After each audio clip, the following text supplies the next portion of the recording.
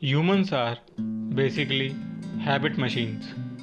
I think learning how to break habits is actually a very important meta skill and can serve you in life almost better than anything else. The secret to public speaking is to speak as if you were alone. The most important trick to be happy is to realize that happiness is a choice that you make and a skill that you develop. You choose to be happy and then you work at it. It's just like building muscles. The first rule of handling conflict is don't hang around people who are constantly engaging in conflict. If you try to micromanage yourself, all you are going to do is make yourself miserable.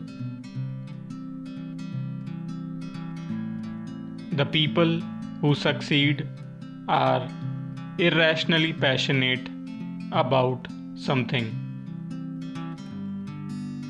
You make your own luck if you stay at it long enough.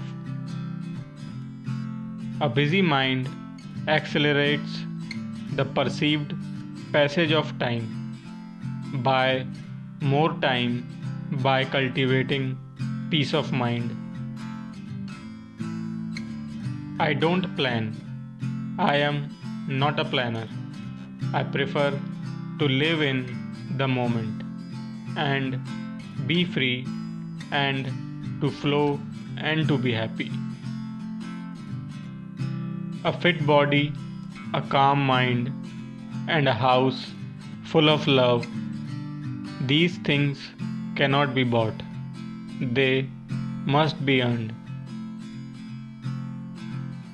The power to make and break habits and learning how to do that is really important. If you want to be a clear thinker, you cannot pay attention to politics. It will destroy your ability to think. No one is going to value you more than you value yourself. A busy calendar and a busy mind will destroy your ability to create anything great.